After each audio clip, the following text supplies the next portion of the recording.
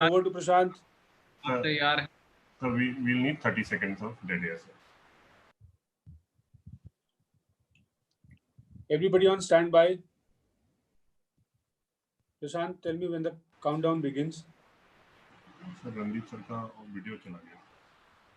Prashant, please tell me when you are ready. Sir, your video is gone, sir. If you can turn that off. Please tell me when you are ready. Sir, video चाहिए होगा because then it doesn't. Yes.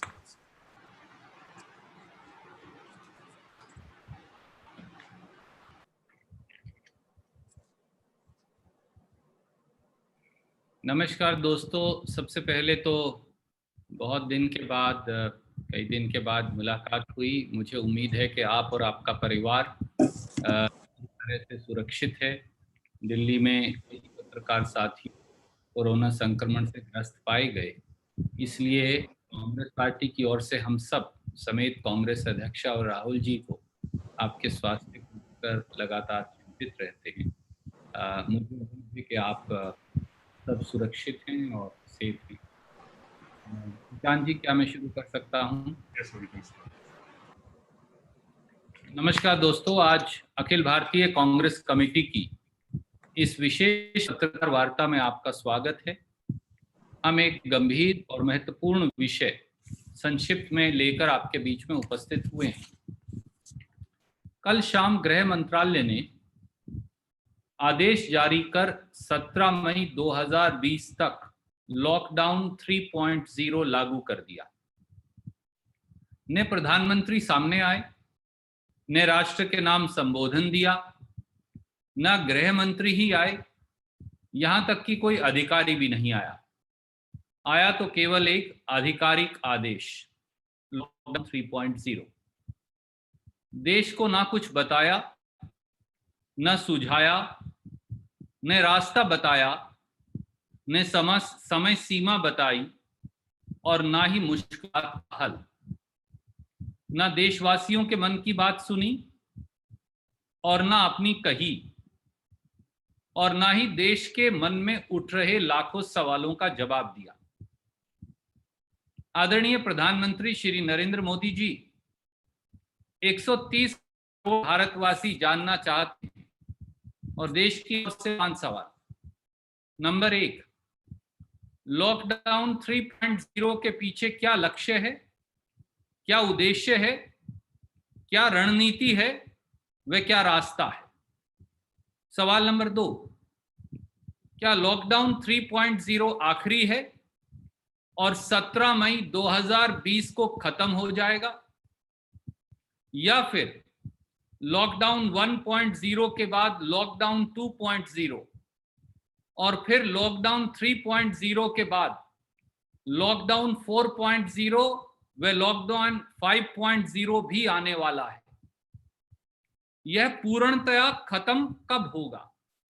तीसरा सवाल, 17 मई 2020 तक corona संक्रमण रोकने व आर्थिक संकट से उबरने की गोलपोस्ट क्या हैं. मोदी सरकार ने 17 मई 2020 तक संक्रमण रोकने, रोजी रोटी की समस्या व आर्थिक संकट से निपटने के लिए क्या लक्ष्य निर्धारित किए हैं. उन लक्ष्यों को हासिल करने के लिए 17 मई तक क्या सार्थक व निर्णायक कदम उठाए जाएंगे. चौथा सवाल, लॉकडाउन 3.0 से बाहर आकर देश को सुचारू रूप से पटरी पर लाने की दिशा व रास्ता क्या है.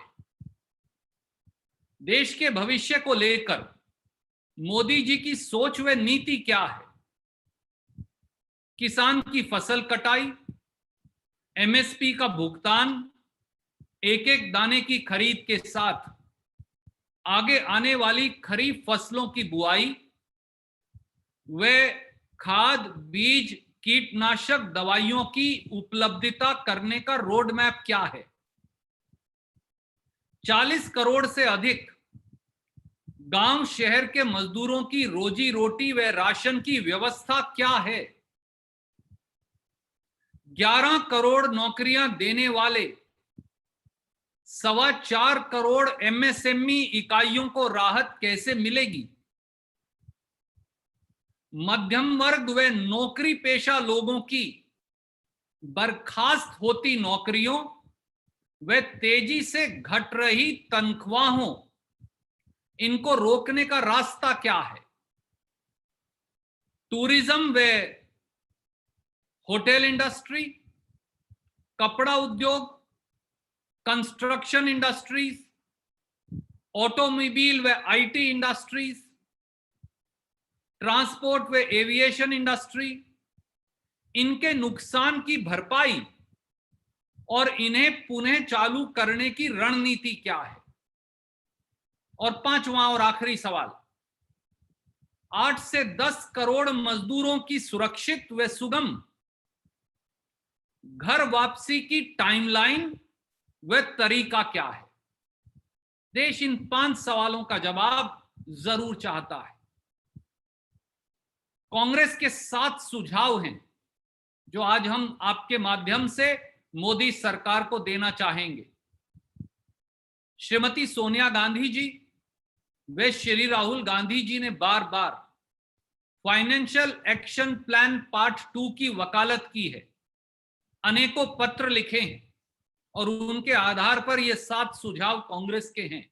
पहला, लाखों करोड़ों मजदूरों को 15 दिन में घर वापसी के लिए निःशुल्क यानी मुफ्त, बगैर किराए सैनिटाइज ट्रेन की व्यवस्था मोदी सरकार करे। नंबर 2 सुझाव, देश के गरीब मजदूरों,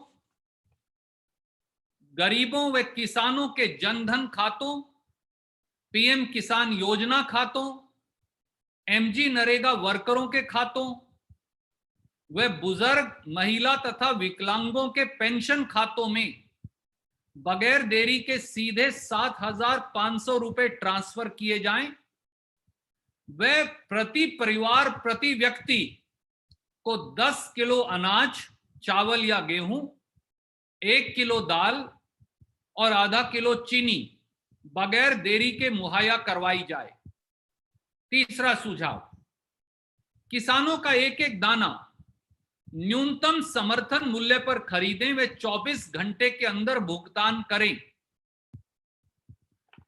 चाहे गन्ना किसान हो या अन्य किसान, उनके हजारों करोड़ रुपया के बकाया का 7 दिन के अंदर अंदर भुगतान हो।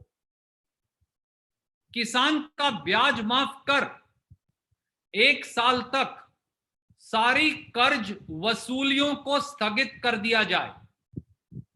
चौथा सुझाव, 11 करोड़ नौकरी देने वाले 4.25 करोड़ लघु, मध्यम व सूक्ष्म इकाइयों एमएसएमईज को फौरन 2 लाख करोड़ रुपए का सैलरी व क्रेडिट पैकेज दिया जाए। पांचवा सुझाव, मध्यम वर्गीय व नौकरी पेशा लोगों को तनख्वाह व नौकरी प्रोटेक्शन पैकेज सुनिश्चित हो तथा बर्खास्त होती करोड़ों नौकरियों व मनमाने तरीके से काटी जा रही तनख्वाहों पर अंकुश लगाया जाए। छठा सुझाव, कोरोना की टेस्टिंग को कई गुना बढ़ाया जाए। कोरोना वॉरियर्स यानी हमारे डॉक्टर्स, नर्स, स्वास्थ्य कर्मियों को सफिशिएंट मात्रा में पर्सनल प्रोटेक्शन इक्विपमेंट मुहैया करवाए जाएं। यही सुविधा दूसरे कोरोना वॉरियर्स यानी हमारे सफाई कर्मचारी, पुलिस कर्मी, एसेंशियल सर्विसेज चलाने वाले कर्मी, इनको भी दी जाए। सातवां सुझाव, केंद्र सरकार अपनी फजूल खर्ची पर फौरन अंकुश लगाए। प्रधानमंत्री श्री नरेंद्र मोदी जी बगैर विलंब के 20,000 करोड़ के सेंट्रल विस्टा सौंदर्यीकरण प्रोजेक्ट, 1,10,000 करोड़ के बुलेट ट्रेन प्रोजेक्ट, 8,458 करोड़ की लागत से प्रधानमंत्री की यात्राओं के लिए खरीदे जाने वाले जहाजों व 30% भारत सरकार के फजूल खर्चों में कटौती करे। इससे जो कई लाखों करोड़ रुपया बचेगा, उससे प्रदेशों को 1 लाख करोड़ का पैकेज कोरोना से लड़ने के लिए दिया जाए तथा भिन्न भिन्न सेक्टर स्पेसिफिक राहत पैकेज दिए जाएं। मोदी जी, कोरोना से जंग मिलकर लड़ी जाएगी, न कि भाजपा सरकार के एक छत्र रवैये से। आप चाहें तो मैं बहुत संक्षिप्त में इसे अंग्रेजी में कह सकता हूं, या नहीं तो सवाल ले लेते हैं। प्रणव जी, आप बताइए कृपया। मेरे ख्याल से थोड़ा संक्षेप में कह दीजिए इंग्लिश में। सर प्लीज इंग्लिश में जरूर चाहिए होगा। Thank you. Home Ministry issued an order late last evening imposing lockdown 3.0 up till 17th of May 2020.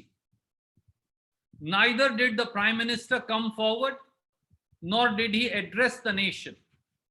Neither did Home Minister come forward, so much so that even a single officer of the government chose not to make an appearance. Nation got only an official order of MHA. Nation was neither informed nor illuminated. Nation was not acquainted of the way ahead or enlightened about time limit. Neither did a conversation take place on the humongous difficulties nor the multiple challenges. No one heard the Mann Ki Baat of fellow Indians, nor did we hear Modi ji's Mann Ki Baat. And there was no one to answer lakhs and lakhs of questions, doubts and apprehensions. Shri Narendra Modi ji, 130 crore fellow Indians want answers. We ask 5 questions on behalf of 130 crore Indians. Number 1, what is the aim of lockdown 3.0? What is the purpose, objective, and the strategy? Question number 2, nation witnessed lockdown 1.0, then lockdown 2.0, now lockdown 3.0. Will there be a lockdown 4.0 and 5.0 in the future? When will it end completely? Number 3, what is the goalpost to deal with coronavirus and economic pandemic by 17th of May 2020? What are the achievable goals by 17th of May? Decided by the Modi government to deal with the infection, the livelihood issues, and the economic crisis. What concrete and positive steps will be initiated by 17th of May 2020? Question number 4, what is the exit strategy from lockdown 3.0? What is the thought and policy of the Prime Minister Shri Narendra Modi for the entire nation? What is the roadmap, not only for harvesting and grant of MSP to the farmers, but for sowing of the next Kharif crop, as also availability of seeds, fertilizers, and pesticides at reasonable rates to the ordinary farmer? What are the arrangements for ensuring livelihood and ration for 40 crore rural and urban poor and laborers? What is the relief package for 4.25 crore MSMEs, generating 11 crore jobs? How do you propose job and pay protection package for the middle class and the salaried employees? what is the strategy for revival and restarting the tourism and hotel industry, the textile industry, the construction industry, the automobile and IT industry, the transport and aviation industries and other such sectors? And question number 5, what is the timeline for safe and time-bound return of nearly 8 to 10 crore migrant laborers? And that's why Shrimati Sonia Gandhi and Shri Rahul Gandhi have written to the Prime Minister giving a number of suggestions. Shrimati Sonia Gandhi and Shri Rahul Gandhi, as also the Congress Working Committee, have advocated for financial revival package part 2. And that's why Congress has now given 7 suggestions. Modi ji, this fight must be a united one and not a unitary one. And that is something that that the nation needs to remember as a whole. Thank you, and we will take questions now.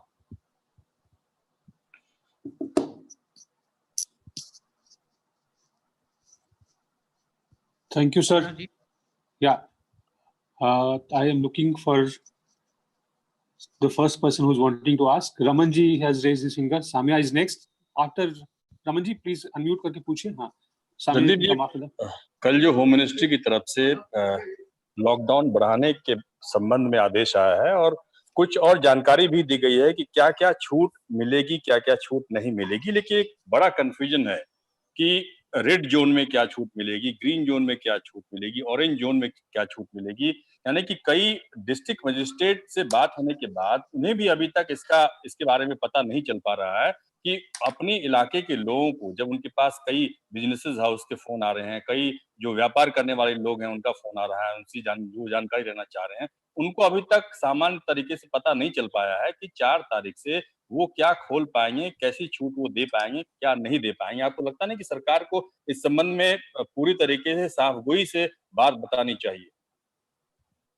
सबसे पहले तो जनता की समस्या को सामने रखने के लिए आपको साधुवाद।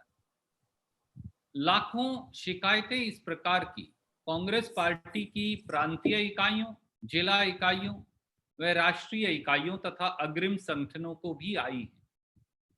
हम एक बार फिर इसीलिए चाहते हैं कि प्रधानमंत्री जी अगर इन 5 सवालों का जवाब देश को आगे बढ़कर दे दें, चाहे मन की बात से ही दें, तो बहुत सारे इस प्रकार के विवादों, समस्याओं, सवालों, इन सब पर से पर्दा हट जाएगा और लोगों का जीवन शायद सुचारू रूप से चलना शुरू हो जाए। इसलिए आवश्यक है कि लॉकडाउन 3.0 के पीछे क्या लक्ष्य है, क्या उद्देश्य है, क्या रणनीति है और क्या भविष्य का रास्ता है, इसके बारे में प्रधानमंत्री जी सामने आकर देश से अपने विचार, नीति और भविष्य का रास्ता साझा करें। धन्यवाद। Thank you, sir. Samia, you have bit on suo moto. Yes, sir. Okay, come in. Hello, sir. Good afternoon. While my question begins with the fact that this particular lockdown has been only announced through a press release, do you think there is some skirting of responsibility on the part of the cabinet ministers, either like Home Minister or the others who can possibly come to the media and make an announcement with the guidelines per se? And my second question will be about the migrant workers who are now being sent back to the native places through buses and through special trains. Do you think it's a little too late in the day? Because now when the work are being gradually restored, they are being sent back to the native places. Their livelihood depends upon these places in the city, while now they are being sent off. So do you think there is some mismatch when it comes to assessment of when exactly should they have been sent back to their hometown? Well, your first question, I will say, this is not the time for blame game. However, the nation had lakhs and lakhs of questions, genuine doubts, apprehensions, lack of knowledge about the way ahead, illumination about the path to be taken, enlightenment about the methodology, mode, and the thought process of the Prime Minister and the government in the days and months to come about leading the nation forward. None of them were answered yesterday, for no one came forward. We urge upon the Honorable Prime Minister to answer these 5 pertinent questions that Congress Party is not raising. We are only a vehicle of espousing the voice of the people and raising the voice and the questions and the doubts and apprehensions that are being stated over and over by lakhs and lakhs of fellow Indians. We hope and urge, request, plead, and ask the Prime Minister to come forward and answer these 5 questions to people of India. Regarding your second question, the migrant labor issue has not been handled in the humane, humanitarian, compassionate way that it should have been handled. We gave them 3 hours notice to go back home when they could not have. Then neither food, nor ration, nor wages were provided to them. Post our partition in 1947, for the first time in the history of the country, we witnessed pregnant women, we witnessed old people, we witnessed children walking barefoot without any food or water or medical help or medicine or necessities, walking thousands of kilometers and dying on the way. Can any nation, much less a progressive country like India, afford to treat its citizens, its fellow Indians, India's dear ones, India's most hardworking class, with such apathy and in such inhumane fashion? The answer is clearly no.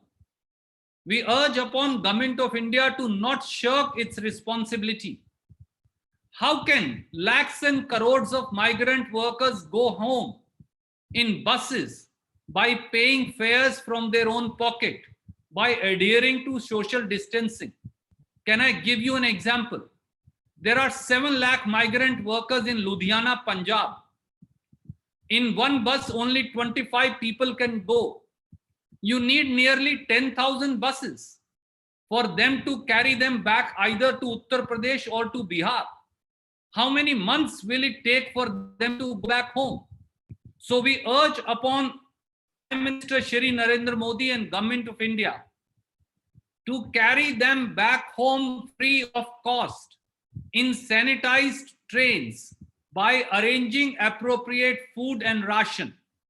We also urge upon Prime Minister and Government of India to transfer 7,500 rupees to the account of nearly 40 crore poor and migrant laborers through PM Kisan Yojana, through MG Narega workers account, through Jan Dhan accounts, and through every pensioner's account.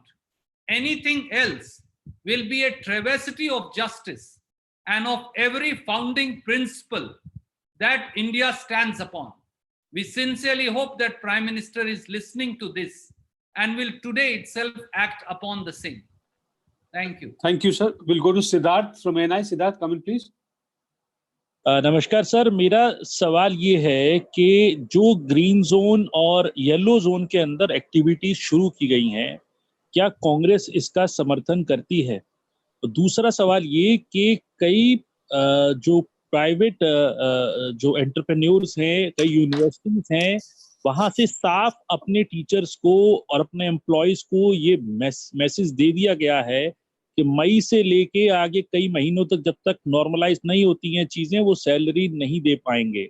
इस तरीके की चीजों पे एक क्या सरकार को ध्यान देना चाहिए, कुछ मैकेनिज्म इस पे भी बनना चाहिए? आपने 5 वो प्रश्न जो हमने पूछे और 7 वो सुझाव दिए, उन पर अवश्य ध्यान दिया होगा। आपके दोनों प्रश्नों का उत्तर उन 5 प्रश्नों और 7 सुझावों के अंदर है।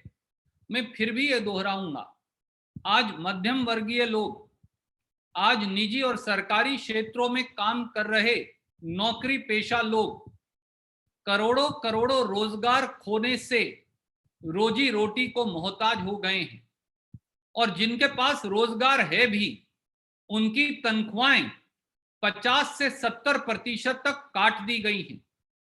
एक तरफ मोदी जी कहते हैं कि निजी क्षेत्र की नौकरियां ना निकाली जाएं और दूसरी तरफ 113 लाख सरकारी कर्मचारियों का समेत फौज के जवानों के उनका महंगाई भत्ता और पेंशनर्स का महंगाई राहत दोनों काट देते हैं। ऐसे में आज आवश्यकता है मिडिल क्लास यानी मध्यम वर्गीय लोग व नौकरी पेशा लोग, चाहे वो सरकारी क्षेत्र में हो या निजी क्षेत्र में हो, उनकी नौकरियों की बर्खास्तगी व तनख्वाह काटने पर संपूर्ण तौर से अंकुश लगे और मोदी सरकार का ये दायित्व है कि वो इस बारे में जरूरी कदम उठाए। धन्यवाद। मौसमी पूछना चाहती हैं अगला सवाल। मौसमी। नमस्कार मौसमी जी, पूछिए।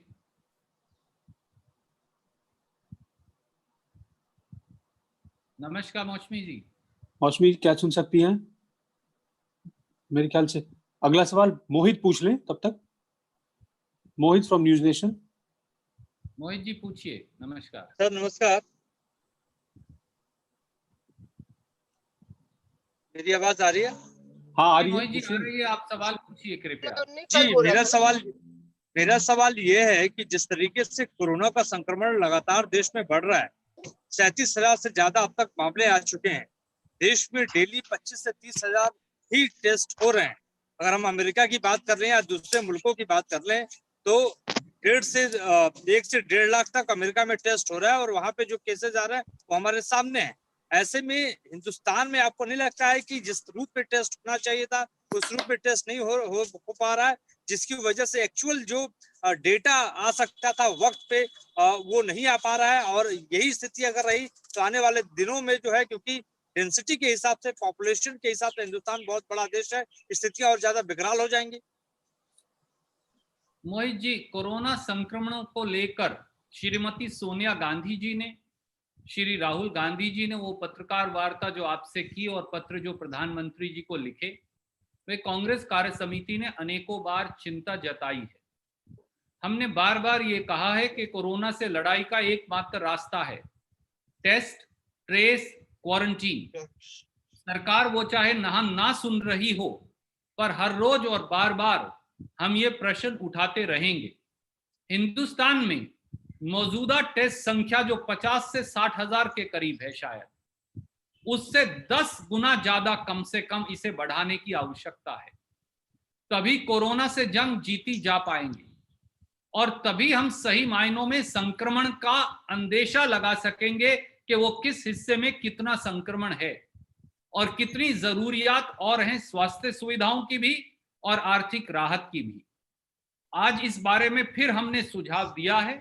उन 7 सुझावों में उम्मीद है कि आपकी सजग कलम और कैमरे के माध्यम से प्रधानमंत्री जी देश की 130 करोड़ जनता की इस गुहार को अवश्य सुनेंगे। धन्यवाद। सुनील प्रभु जी का है। सुनील जी सवाल पूछिए। Sunil ji go ahead. नमस्कार। Namaskar. I just wanted to know, there is this Arogya Setu, which is being now made compulsory, mandatory. What is the Congress Party's view on that? And when you were talking in the CWC, you talked about exit. Were you all looking at an extension of the lockdown, or you all were looking at an exit in terms of ending the lockdown? Aarogya Setu के ऊपर एक supplement में पूछ लो संदीप वर्तमान से। हाँ जोड़ ले। साथ आप एक साथ। हाँ आरोग्य सेतु। हाँ, ये प्रियंका गांधी जी ने आज जो ट्वीट किया है उसमें जो एक चिट्ठी भी जारी किया है, उसमें ये लिखा गया कि आरोग्य सेतु डाउनलोड करने से 100 रुपया पीएम केयर्स फंड में जाएगा। तो पीएम केयर्स फंड का ऑडिट होना चाहिए, तो इसका थोड़ा भी आप इलाबोरेट कर दीजिएगा। सुनील जी ने जो 2 सवाल पूछे, पहले मैं उनके दूसरे प्रश्न का उत्तर दूं। Sunil ji, can you repeat your question, please? Because I think they've all now got mixed. The first question is about the app, which down there, there is an issue of privacy. And now it has become mandatory for all employees, be it in private or public, to download it for its thing. It's become a national directive. So there's not an option. Under the National Disaster Management Act, it is now been made compulsory. There is the right to privacy Supreme Court thing which you have already? And the second question is on the CWC. You had an exit of the strategy that you had talked about, and even asked your Congress chief ministers to work towards that. You saw what has happened yesterday, which is a colossal, and lot of, as you rightly said, a lot of questions have to be answered now, and a lot of confusion is there. But were you all looking at an extension of the lockdown, or you all were looking at ending the lockdown? Sunil ji, that's why if you see questions 1, 2, 3 that Congress party has raised today, question number 3 specifically asks the Prime Minister whether what is the exit strategy from lockdown 3.0, whether we will have a lockdown 4.0 and 5.0 hereinafter, like we had lockdown 1.0, 2.0 and 3.0. When will it finally end? For answers to these questions lie with the Prime Minister, and the entire nation was waiting to hear them from the Prime Minister, as the order of MHA came without any phase with regard to the extension of the lockdown or imposing a fresh lockdown. Regarding the Arogya Setu app, various experts have raised multiple issues of privacy and others, which Sandeep ji from Vartaman also pointed out. Indian National Congress is currently seized of the matter. We are looking at the privacy issues as also the compulsory deduction of amounts. And hopefully within next 24 hours, we will come with a more comprehensive and a calibrated response on the issue. But yes, these are areas of concern. We have noted them. Thank you. Thank you. Move to the next question, sir. I think Tarun Kalra from Total TV wants to ask a question. Tarun ji, are you there? जी, मैं सुन सकता हूँ। प्रणाम sir. Sir मेरा सवाल ये है कि pause button बताया था राहुल गांधी जी ने कि लॉकडाउन एक तरह से पॉज बटन है, और जैसे ही उस बटन को हम फिर से दबाएंगे तो बाढ़ आ जाएगी मामलों की, और हम कोरोना से पीछे हैं। आगे रैंडम टेस्टिंग के जरिए हम 2 कदम आगे रह सकते हैं। मेरा सीधा सा सवाल यह है कि क्या कांग्रेस पार्टी 3.0 लॉकडाउन का समर्थन कर रही है या फिर विरोध? देखिए तरुण जी, सवाल और जवाब दोनों ही बड़े सीधे। लॉकडाउन 3.0 लागू किया, कांग्रेस समेत बाकी ने भी स्वीकारा, परंतु सवाल ये है 21 दिन के लिए पहला लॉकडाउन लागू किया गया, उसके बाद दूसरा लॉकडाउन लागू किया गया, अब तीसरा लॉकडाउन लागू कर दिया गया। देश ये जानना चाहता है कि क्या ये फाइनल लॉकडाउन है और 17 मई 2020 के बाद लॉकडाउन देश से खत्म हो जाएगा और देश को सुचारू रूप से पटरी पर लाने के लिए निर्णायक कदम उठाए जाएंगे। यदि है तो इस लॉकडाउन 3.0 का क्या लक्ष्य है, क्या उद्देश्य है, क्या रणनीति है, क्या रास्ता है? शायद आपने अगर ये पत्रकार वार्ता पूरी सुनी हो तो आपके पूरे सवाल का जवाब इसके अंदर है। इसलिए प्रधानमंत्री जी को आगे आकर देश से ये साझा करना होगा कि लॉकडाउन से अब देश बाहर कैसे निकलेगा, या फिर देश को और लॉकडाउन 4.0 या 5.0 भी मिलने वाले हैं। इसका जवाब, सवाल सही है, मुझे लगता है कि जवाब प्रधानमंत्री जी को देना चाहिए। धन्यवाद। धन्यवाद सर। बिलाल काफी देर से इंतजार कर रहे हैं। बिलाल जी सवाल पूछिए। सर मेरा सवाल है कि राजस्थान सरकार की तरफ से जितने भी पेशावर वकील हैं उनको 5-5 हजार रुपए प्रतिमाह देने की बात कही है सरकार ने, उसके लिए आवेदन पत्र भी मांगे गए हैं। तो ये अपने आप में साबित करता है कि राजस्थान सरकार किस तरह से पेशावर वकीलों की आर्थिक स्थिति जो लॉकडाउन में है उसके प्रति कितनी संवेदनशील है। लेकिन सभी राज्य सरकारें देश से निरंतर मांग कर रही हैं केंद्र सरकार से उनको आर्थिक पैकेज दिया जाए ताकि वो अपने राज्यों में आर्थिक संकट से लड़ सके। लेकिन मोदी जी निरंतर इस पे चुप है, कोई जवाब नहीं दे रहे। लोकतांत्रिक व्यवस्था में जब चुनी हुई सरकारों का मुखिया जब बात करता है और उनकी बात न सुनी जाए तो ये कहीं ना कहीं अपमान है देश राज्यों के मुख्यमंत्रियों का। कांग्रेस को विपक्षी पार्टी होने के नाते सहयोगी दलों के साथ मोदी सरकार का खास तौर से इस टाइप की बात का वॉकआउट करना चाहिए या बायकॉट करना चाहिए। बिलाल जी, आज ना बॉयकॉट का समय है, ना वाद विवाद का, ना व्यक्तिगत विरोध का, ना राजनीतिक आरोप प्रत्यारोप का, ना इल्जामात का। आज समय है हाथ से हाथ पकड़ सही रास्ता दिखाने का और सही रास्ते पर चलने का, ताकि देश मिलकर कोरोना से जंग जीत सके। हाँ, मैं एक बात से सहमत हूं, और आपने देखा कि जब कांग्रेस के 7 सुझाव हमने दिए तो सबसे पहले हमने ये कहा कि श्रीमती सोनिया गांधी व श्री राहुल गांधी बार बार फाइनेंशियल राहत पैकेज पार्ट 2 की वकालत कर चुके हैं। अगर आप सुझाव नंबर 7 पढ़ेंगे तो उस सुझाव नंबर 7 में हमने फिर ये दोहराया कि केंद्रीय सरकार और प्रधानमंत्री जी फजूल खर्ची बंद करें। 20,000 करोड़ के सेंट्रल यानी सौंदर्यकरण प्रोजेक्ट को आज रोककर ये पैसा कोरोना से लड़ाई में इस्तेमाल क्यों नहीं किया जा सकता। 1,10,000 करोड़ की बुलेट ट्रेन और 9,000 करोड़ के प्रधानमंत्री की यात्रा के लिए जहाज खरीदने पर रोक लगाकर ये पैसा कोरोना से जंग में क्यों नहीं इस्तेमाल किया जा सकता। भारत सरकार के अगर 30% फजूल खर्चों पर रोक लगे तो 2,60,000 करोड़ रुपया बच सकता है। ये पैसा इसमें से 1 लाख करोड़ प्रांतों को देकर कोरोना महामारी से आर्थिक और स्वास्थ्य की जंग लड़ी जा सकती है। मुझे लगता है कि हमारा कर्तव्य है जिम्मेवार विपक्ष के कि आप लोगों के माध्यम से सरकार को एक सजग प्रहरी के तौर पर आगाह करती रहे, और ये हम कर रहे हैं और करते रहेंगे। धन्यवाद। Thank you sir. अगला सवाल है आसिफ खान जी का टीवी 100 से। आसिफ जी अनम्यूट करिए, हाँ पूछिए। सर मेरे 2-3 सवाल हैं। एक सवाल ये है कि जब कोरोना के मरीज लगातार बढ़ते जा रहे हैं, इसकी तादाद बढ़ रही है, तो क्या ऐसे हालातों में जो ग्रीन एरिया है क्या वहां पर छूट देना ये ठीक है? और दूसरा, दूसरे राज्यों में जो मजदूर फंसे हैं, जो छात्र फंसे हैं, क्या उनको वहीं पर व्यवस्था नहीं की जाना चाहिए ताकि वो वहीं पर रुके, वहीं खाएं, वहीं पर रहें? क्या उनको अपने इलाके में भेजना ये जरूरी है? और मेरा एक सवाल ये है कि सर, पहले मैं आपके इन सवालों का जवाब दे दूं, एक बार इंतजार कर लें कृपया। देखिए, लाखों करोड़ों मजदूर छात्र हमारे देश के भिन्न भिन्न कोनों में फंसे हैं। उदाहरण के तौर पर कोटा राजस्थान में कितने छात्र फंसे हैं। भारतीय जनता पार्टी के एक नेता के बेटे के लिए तो नीतीश बाबू ने गाड़ी दी, परंतु बिहार के हजारों छात्रों के लिए यातायात का इंतजाम नहीं किया। इसलिए हमने 1 स्टेप सॉल्यूशन दिया है।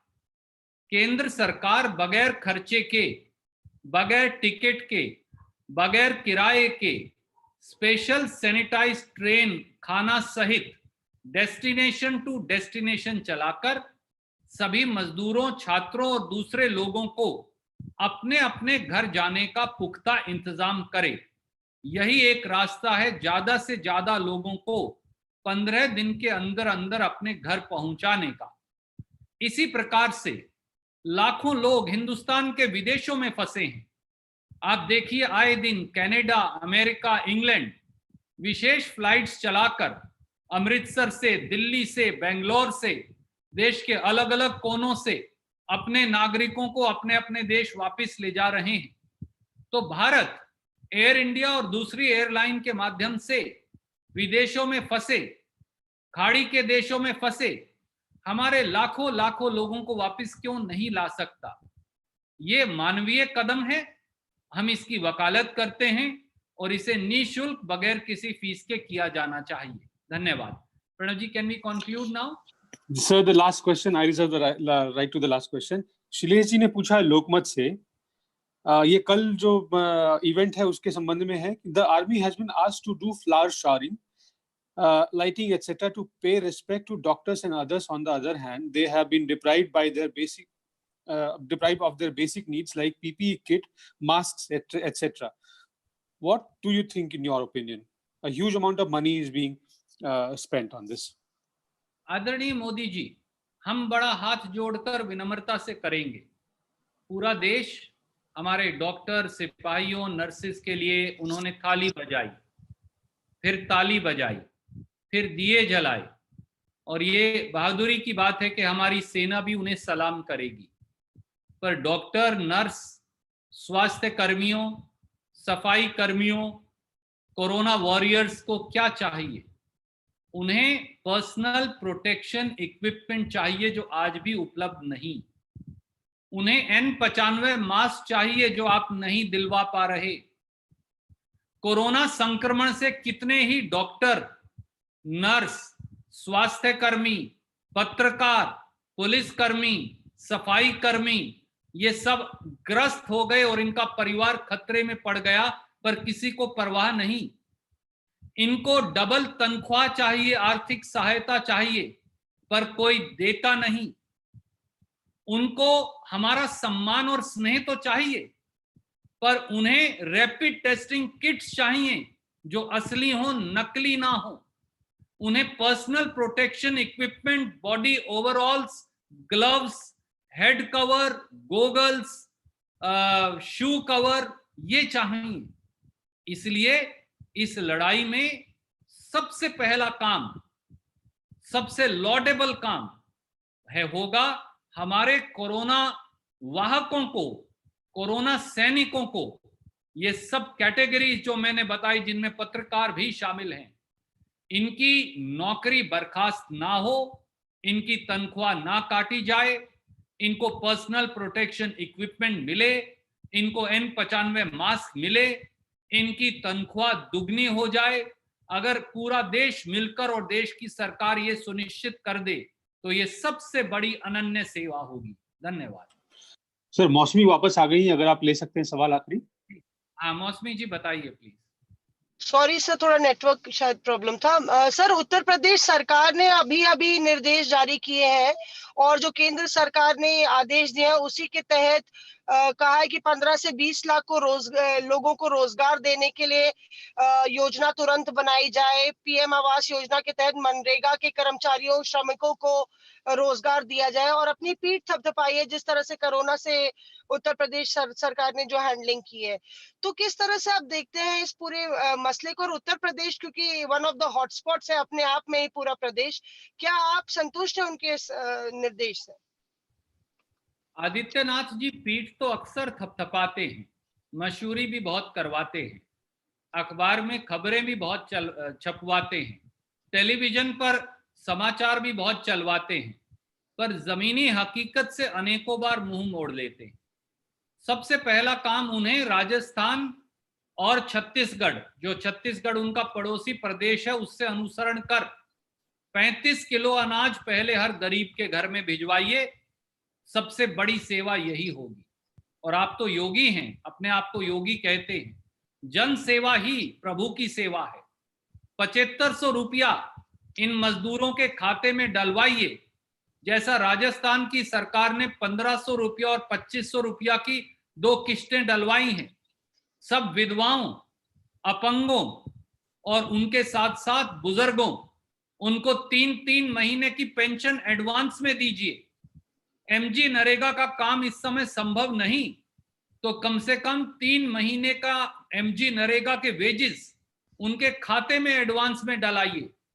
योगी जी, आदित्यनाथ जी, अजय सिंह बिष्ट जी, अगर आप ये काम करेंगे तो आगे बढ़कर हम सब आपकी तारीफ करेंगे। बातें बहुत हुई, थोड़ा काम कर दिखाइए। धन्यवाद सर। आप सब साथियों का बहुत बहुत शुक्रिया। नमस्कार। Thank you, sir. Thank you, sir. Thank you for joining. Thank you, everyone.